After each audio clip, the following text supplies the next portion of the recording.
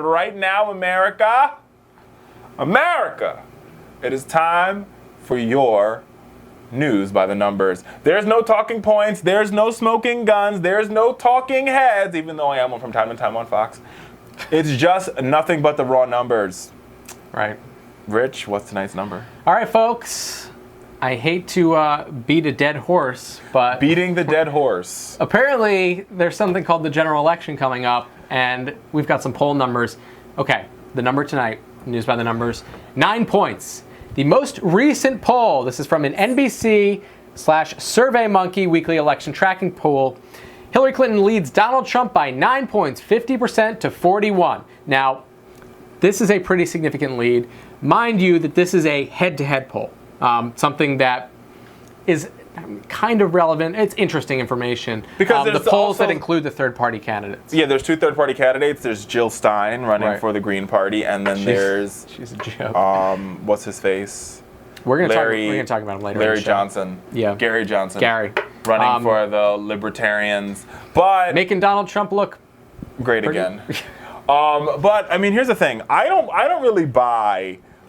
buy the national polls. I don't think national polls mean anything. Yeah. What do you like? Likely voter? No, not even likely voter. I don't think likely voter means anything.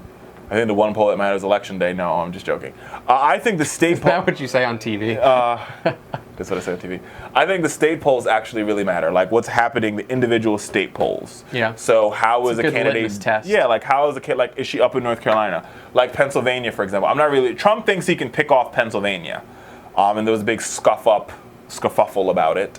Where he was like, So how does he do it? So he appeals to the working class people and says, I'm going to bring more jobs and we're going to do outsourcing. I mean, I guess his model, I'm not sure if the Trump campaign actually has models, but I mean, his model will be, mind you, a Republican has not won the state of Pennsylvania since George H.W. Bush in '88. That's a relevant statistic. Thank you. It's just a wealth of knowledge. So, I guess his strategy will be to try to get white working class voters. So he's going to Reading, he's going to Pittsburgh suburbs, he's going to try to go to old steel towns. Right. And I mean, I guess he's going to Erie, around Lake. People who feel like maybe they've been wronged or left out. Left out by the system.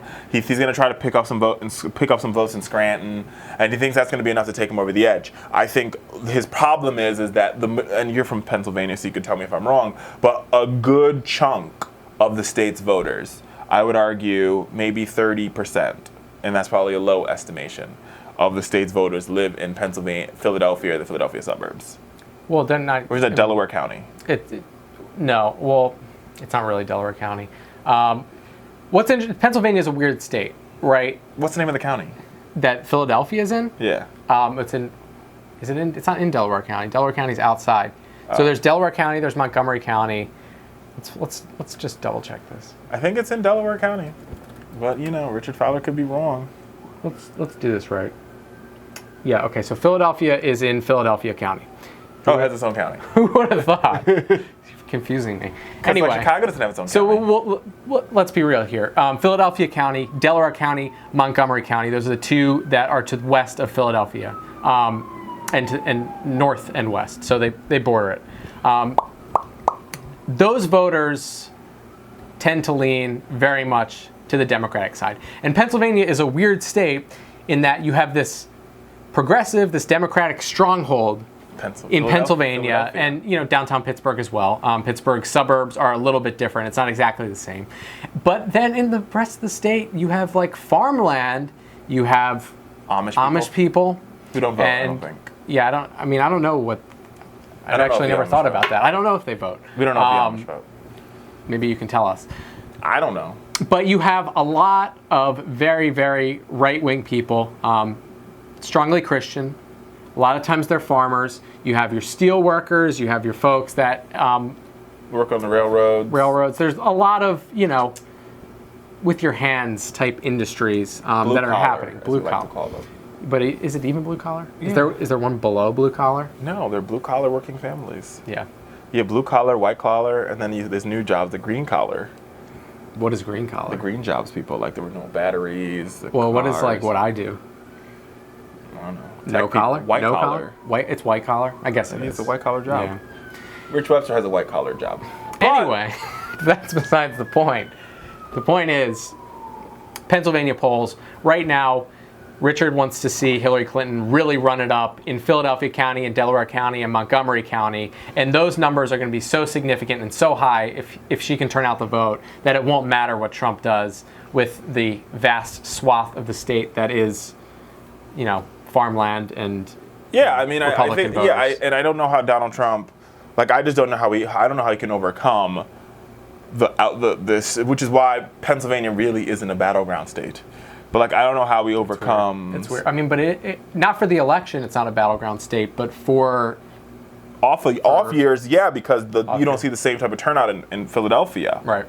For sure. So I don't know. I mean, Hillary did really, really well in the primary. I was surprised by how well Hillary did versus Bernie in Philadelphia. And I mean, I think we'll see what happens here. But my gut tells me that he's not going to win. I mean, he has to pick off 2 states. He has to pick off Pennsylvania. He has to maintain Ohio, and he has to pick off Michigan. I don't know how he does either of those 3. Yeah, it's going to be rough. But this is, we say all of this with the caveat, so this poll is saying Hillary's up by 9 points. The caveat is, the second you say, Hillary's got it in the bag or Donald Trump's out, people sit at home, they don't show up. We know historically that people do not go out to vote for someone that they don't like. They will not go out to vote against someone. They have to rally behind a candidate. And the reason that Hillary is going to win, if she does, is because she's going to bring out those people, those right. The only time you ever voters. The only time you ever see people go out and vote against somebody is in local elections. I've never seen a national election where something for example, the Juanita Alvarez Kim Foxx race in Illinois or in Cook County for state's attorney. People hated Juanita Alvarez after the Laquan McDonald thing, so they voted against Juanita by voting for Kim Foxx, and she benefited from the Laquan McDonald video. But that's a local thing. Nationally, you just don't see that same type of turnout.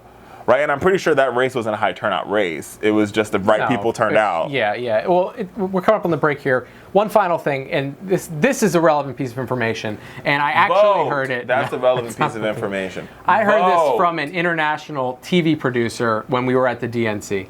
And what she said to me, and I thought this was telling, was if another terrorist attack happens, a significant one, a French TV producer, you could see Donald Trump's numbers go through the roof. It's dark, it's morbid, but that he lives on that fear. I mean, there's a member of Congress who said that, I want to say this week, that, hopefully, Donald Trump could benefit from another terrorist attack in October. It's bad. That's true. And Christina Pelosi, who came on the show, and you should check out the interview, it's on the YouTube channel, she talks about the daddy effect, is what it's called. Right. We call it the daddy effect. People want a dad to be strong and to nuke somebody, and so they vote for Donald Trump.